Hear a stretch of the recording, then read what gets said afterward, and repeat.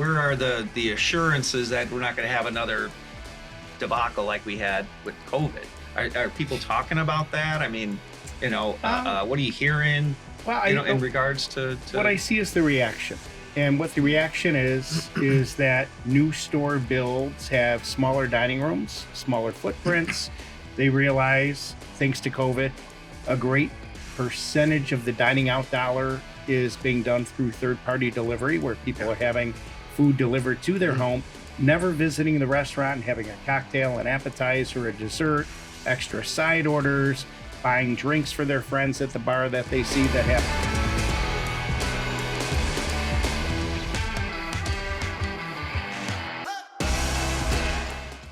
Welcome to Season 2, Episode 6 of Brothers, Battles and Bounty, where family, business, and future success converge. I am your host, Andreas. I'm Stefan. I'm Martin. I'm Anton. And I'm Cary.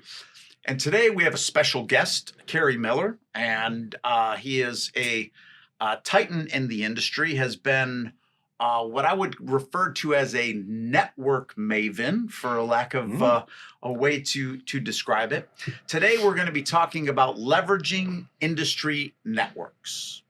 And with that, I'm going to give an introduction to Mr. Miller now. So please bear with me while we go through this long and arduous and very involved intro. So, Cary, welcome. We really appreciate you being here. Cary has dedicated his career to serving professionals in what he refers to as the best industry in Chicago, the world of food companies and restaurants. With a rich background that began in 1988 at Eduardo's Pizza as the restaurant manager, Cary's passion for the industry quickly evolved. Driven by his love for sales and dealing with people, he took the initiative to reach out to a magazine he strongly admired and read regularly, ultimately landing a role selling subscriptions. This was a pivotal step that set him on a path to his future success. Today, Cary is thriving with Food Industry News, a magazine which has become a trusted resource for chefs, chain restaurants, and independent restaurant owners. His dedication to the industry has earned him the distinguished honor of being named an honorary member of the American Academy of Chefs. Wow. Nice. In addition to this professional achievements, Cary is the proud organizer of Chicago's wildly popular quarterly meeting referred to as Schmooze Fest. This is a testament to his belief in building strong connections within the industry. Cary's guiding philosophy is simple yet very powerful. He says, evolving is the key. He also embraces the timeless wisdom that he who serves best profits most. Married for 33 years to Valerie, also known as Val, Cary's journey is one of commitment, growth, and service. So join us today as we dive into Cary's inspiring story, leveraging industry networks. Wow. Welcome, Cary. Yes. That's very cool. With that said, what can you tell us about networking and your view of the industry and all that kind of exciting, relevant subject matter, Mr. Well, Miller? I think we are in for some great times here in the food industry. A lot of great stuff happening in Chicago specific. You're seeing many, many restaurants opening, people retiring from their jobs, stabbing the entrepreneurial bubble and owning restaurants, expanding their existing restaurants. A lot of exciting stuff happening. This is the best food city in the world for so many reasons. Amen. Chicago And is phenomenal. Anyone who travels around, there are great restaurants everywhere in the world, but almost anywhere you go in Chicago, the food is pretty good. Yeah. And part of the reason for that is we have more rail lines here than anywhere else in the country. For decades, Chicago had more chef schools and culinary schools than anywhere else in the country. So we have generations of culinary leaders that have a lot of experience and expertise. And that's part of the reason Chicago is just such a great dining out place to be and why it's considered a culinary destination. And adding to it the ethnic diversity that Oh, we yes. have, Yes. and this American way of fusing this flavor with that. I mean, it really creates for a great food experience environment for sure. Well, it really does. And then beyond that, for the restaurants, there's a great access to food, equipment, furnishings that are made right here in Chicago, like Trendler, for instance. Think of the thousands and thousands of restaurants and food businesses you guys have furnished over the years. Yeah. Whereas perhaps somebody on either one of the coasts or in obscure markets, how much more that equipment or those chairs or tables may have cost to get it to their location. Yeah. So Wow. for so many reasons, we are in a great spot here in Chicago, and I'm feeling very optimistic. And there are some shifts in the workforce and in people's attitudes and their commitment to working excellence that I think are affecting every business and helping them to retool. But, you get a bag of lemons and you figure out how to make some lemon sorbet. So, Nice. So you just triggered a very interesting thought that Trendler strategically has also been very respectful of distribution channels, and we take them very seriously. It affects people's lives, and so after a lot of conversations, discussions with customers, with vendors, with the partners, we decided back in May of 2024 that we were going to be selling directly to the restaurants and the restaurant chains. And prior to that, we were not marketing. We were selling through wholesalers and OEMs and different things. Which we're still doing. And Correct. we have Respectfully, various, yep. yes, we have But- various price tiers to assure that we're able to still get everybody what they need.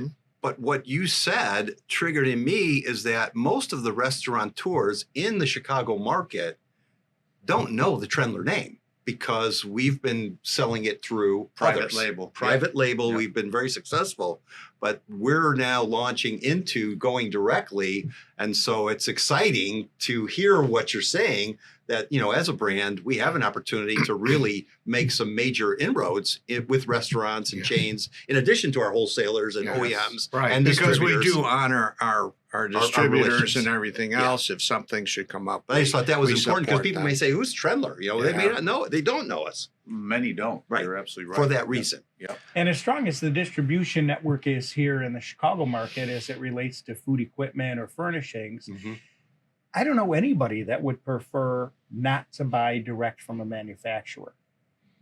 So, we get a lot of calls at the magazine for a lot of different reasons. And very often I'll get handed the phone when somebody calls and they says, "Look, I bought this from a company in Kentucky. They missed the deadlines. It seemed a little bit sketchy, but they kept assuring us, no, you're getting a good quality product, even though the price is lower than anything you've seen anywhere." So, okay, wait a minute. You missed the deadline. You didn't get it on time. You didn't get it open. Why didn't you just buy it locally? And at times they will say, wait a minute, I saved $6,000 by going to Kentucky. And then my question to them is, okay, so you didn't open on time. You didn't get what you wanted. You're not happy with what you have. You already said you don't think this stuff is going to last you 2 or 3 years. So now your cost to replace it is double. What did you really save? Yeah. Yeah. And that's a hard sell for a lot of restaurateurs. They are entrepreneurs. What I've experienced is they have a tendency of waiting. This is a generalization, but they wait.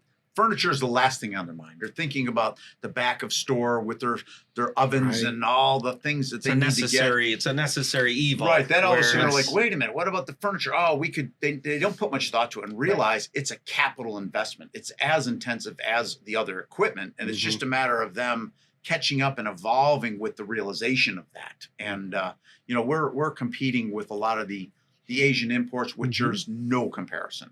Right. It's not apples and apples, and but it's a learning curve. It's up to our marketing and branding to get that message out there to get them to understand. But the opportunities Yeah. from what Cary is seeing and hearing, and I'm hearing and seeing as well, it's pretty. So, It's looking at, the Chicago market, I agree with everything you said. One of the questions I have is,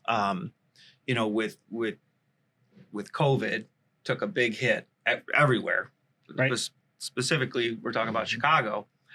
You know, a lot of restaurants closed, a lot of them shut down, and now from what I hear you saying, and I'm kind of seeing it too, there's like a resurgence, but seems like a lot of people are skeptical, like, okay, I'm going to put all this money back in. How, where are the assurances that we're not going to have another debacle like we had with COVID? Are people talking about that? I mean, what are you hearing? Well, in regards to what I see is the reaction. And what the reaction is that new store builds have smaller dining rooms, smaller footprints. They realize, thanks to COVID, a great percentage of the dining out dollar is being done through third-party delivery, where people are having food delivered to their home, never visiting the restaurant and having a cocktail, an appetizer, a dessert, extra side orders, buying drinks for their friends at the bar that they see that happen to be there. The restaurants are losing on that incremental revenue. So in my opinion, the best thing a restaurant can do is actually up their game within their four walls, improve the quality of the service, make the interior very Instagrammable, decadent, beautiful, where the people feel like they really need to go and have that experience that can only be had by actually leaving their house, getting into their car or an Uber, and going to a restaurant. Yeah. And of course, besides the beautiful furnishings, they want to experience hospitality too. So this whole shift is really changing the way business is being done. And I'll see restaurants that are opening that is, they're very average and they're big. And I think to myself, man, these guys better be doing a heck of a lot of marketing to get people in there multiple times a week, or they will not survive. And you're beginning to see that turnover, because it is very difficult to tell entrepreneurs, what are you thinking? Yeah. What are you smoking? Yeah. Because who's going to be eating here? Your burgers, you're in the inner city, there's no parking. Your burgers are $22. Where are you going to get your customers from? Because believe me, nobody is going to drive from Highland Park or Glencoe to South Holland to go have a great hamburger. Right. And if they do, they're only going to do it once. Wealth is created and fortunes are made in the restaurant business with frequent diner visits. And that's really what every restaurant needs to do. And it isn't just good food. There's plenty of food options. You've got to give them everything else that keeps them coming back. the atmosphere, the decor, the food service, The total experience. Yes. Yeah, that's the key. Now, are you seeing a lot more business coming back into the city of Chicago, or is it more kind of going out to the suburbs, or is it a mix? Well, that's a good question. What's happening? It amazes me, and I brought one of our new hot leads reports for you guys, which lists new restaurants that are opening, remodeling, expanding, changing hands. There is not as much activity that I've seen in the city of Chicago. It's still robust. Yes. But where you're really seeing expansion are in the suburbs. For instance, there's a barbecue sauce in Waukegan. They went from 2,900 square feet to 20,000 square feet. 8 employees to 23 employees. Which it's a one's barbecue that? concept. Big Ed's. Big Ed's. Oh yeah, Big yeah. Ed's. We quoted their project for sure. There's a lot happening in the suburbs, and you no longer need to go downtown for a great meal. So, and not to mention some of the challenges with city restaurants. And you see this more online.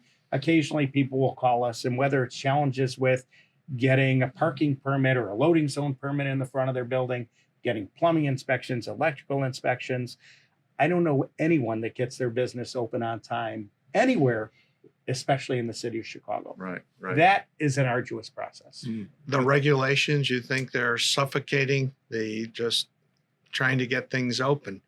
They are. And gee, if you sign a lease and you're not savvy enough to have the lease kick in 30 days after your build out or your approvals from villages or city officials, when these entrepreneurs who don't know any better sign a lease and they're paying from day one, they don't know it's going to take them an extra 4 months to get the plumbing finished and approved.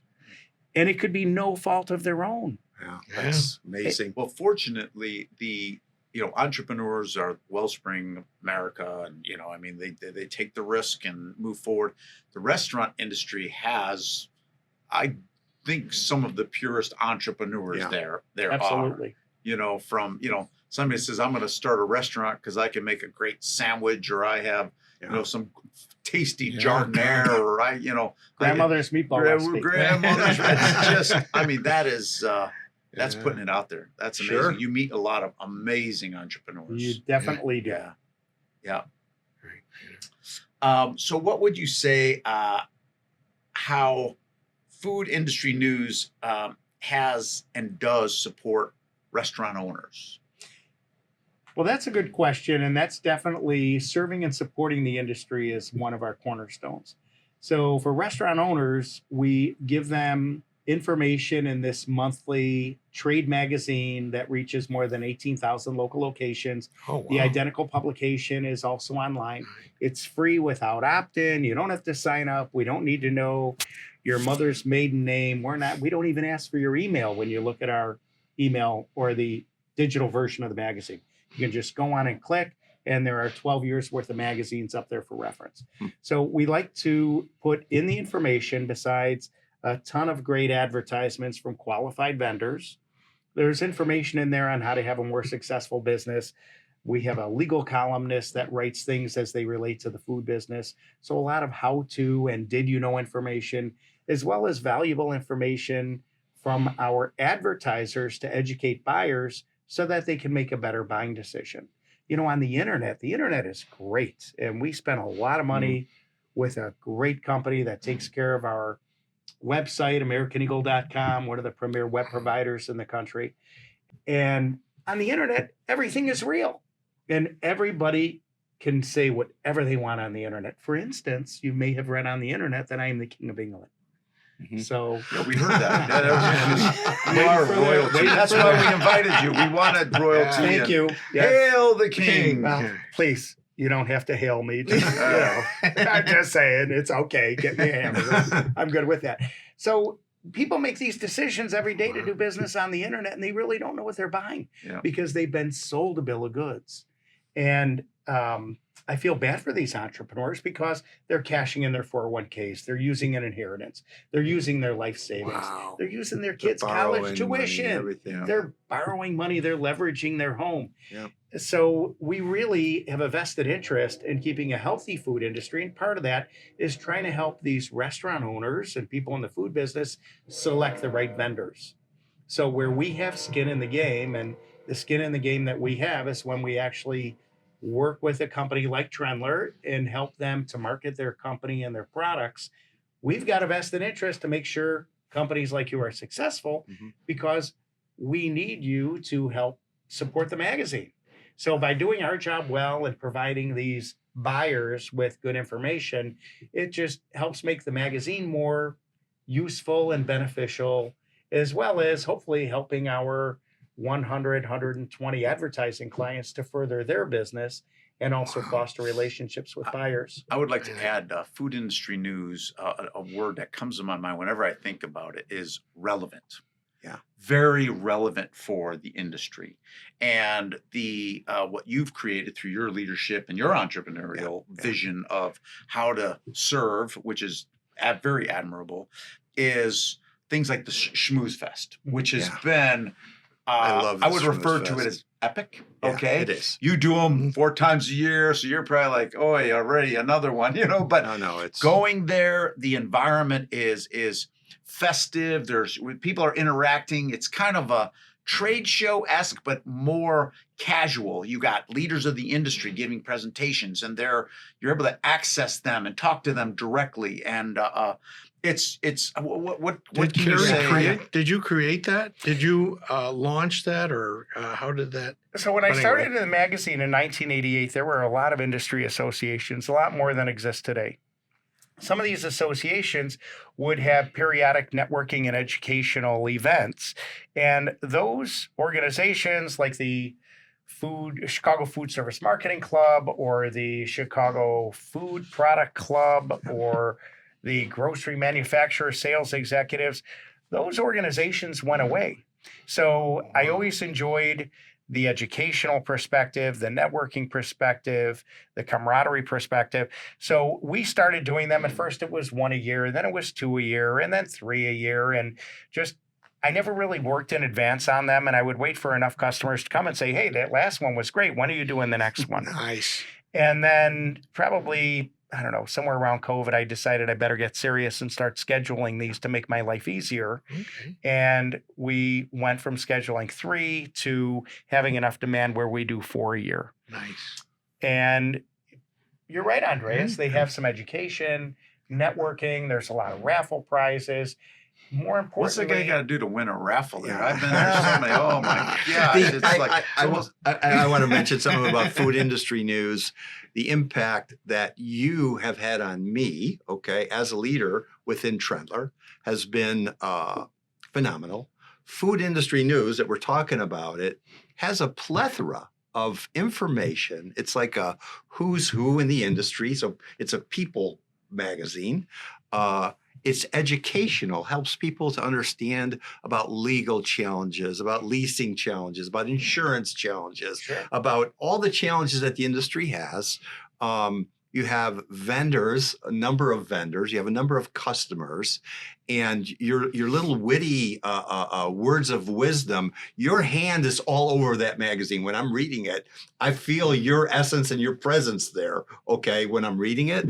And the impact it's had on me and affecting our industry and my company has been awesome. Awesome. I had to share. And Schmooze Fest, yeah. I mean, I've been to 90%. I've tried to get to everyone. You know, the reason I'm not is because I'm on vacation with my wife or something. But again, the opportunity, do you want a fresh one? the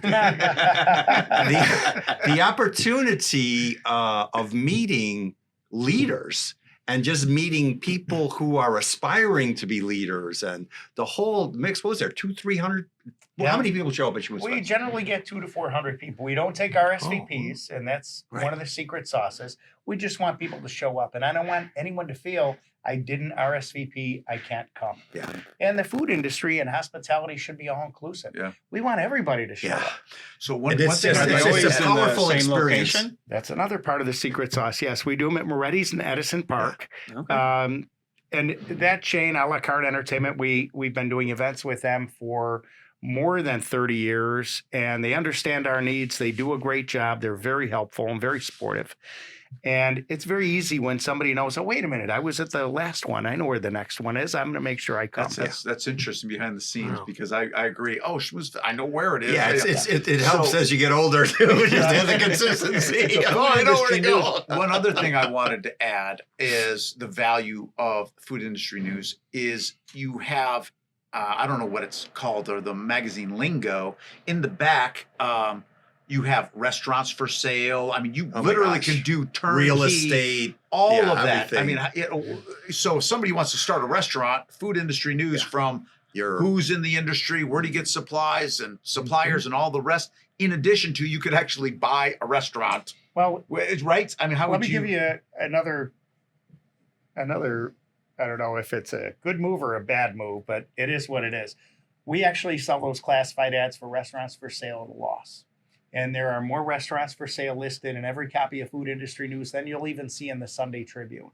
And the reason we sell those at a loss is because it creates a steady influx of new buyers and new owners. Yeah. And what Great we idea. found is Great idea. when somebody buys a pizzeria or a banquet hall or a hotel from that magazine, they then select all their vendors out of the magazine. That's great. Ah. Yeah. Well, So it's Genius. and you're such an innovator, entrepreneur, and you think you're just a forward-thinking, creative person that creates all this for people because of your experience. well, you're doing I've it for had good 50 mentors around me. Talk about who had been one of your mentors. I'm curious.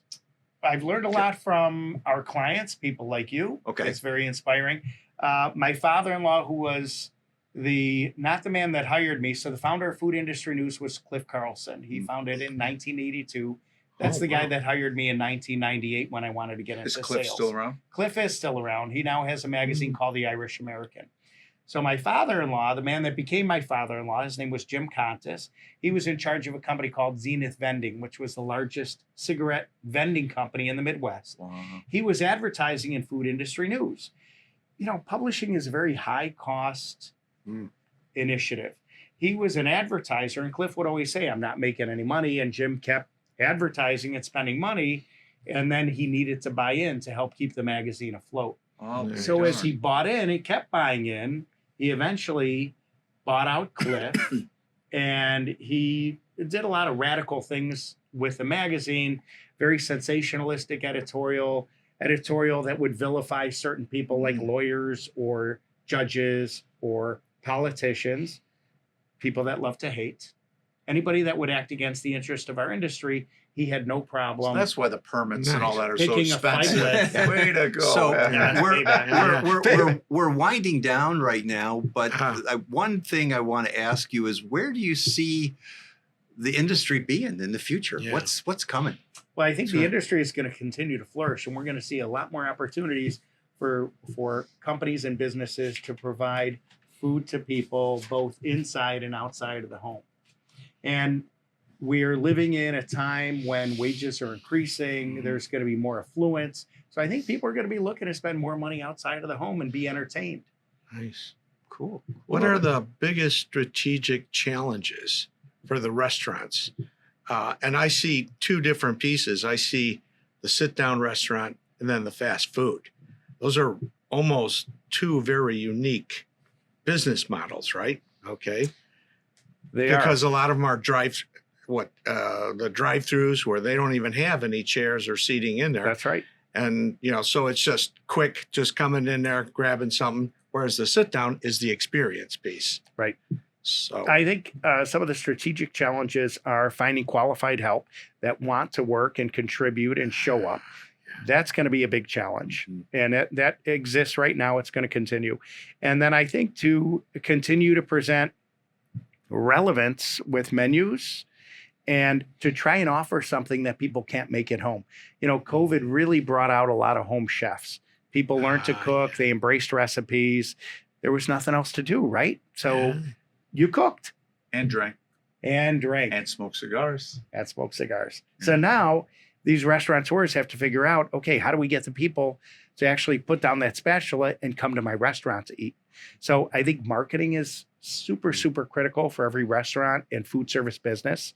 But I think beyond that, they need to stay relevant with international cuisine, different foods. There's a lot happening in the food world that, the first Cambodian restaurant with a degustation menu just opened in Chicago. With a what? A degustation menu where you're going to get 8 different courses. Maybe each course like paired a with a tapas wine. kind of thing? Sort of like tapas, Sort of, yeah. Okay. And Cambodian tapas. Cambodian. Who would have figured? Yeah, I mean, nice. Sounds it's unique. wonderful. So Wow. it does sound unique. Yeah. So I think for the average guy that wants to open the smash burger place, that's great. And you can still be really successful, but you have to be different. And it isn't enough just to tell that story online. You need to show up to charity events, networking events. You have to promote everywhere you can.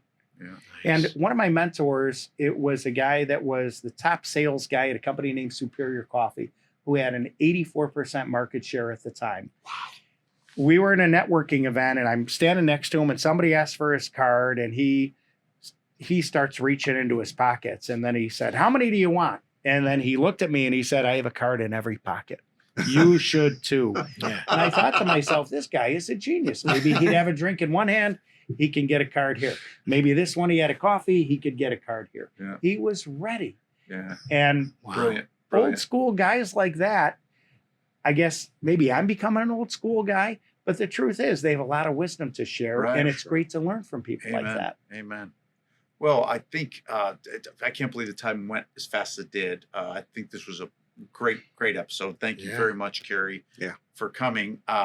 We'd love to have you back if interested. Thank you. I'd like to possibly do a cigar smoking podcast because Cary, you still smoke cigars? Well, every occasionally I may go down that road. I can neither confirm nor deny. Love it. So with that, any other closing comments? Great. The only thing I would like to Great. close with is I'm very inspired by 4 brothers working together in a business that their dad bought and transformed, based right here in Chicago.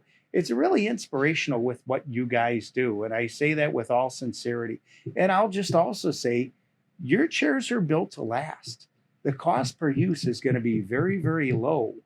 And I feel like if we saw more products manufactured with that same intention, your businesses would be a lot better off. Yeah. Wow, well said. Thank you. Very Thank well you. said. Well, Don't talk to our competitors. well, awesome.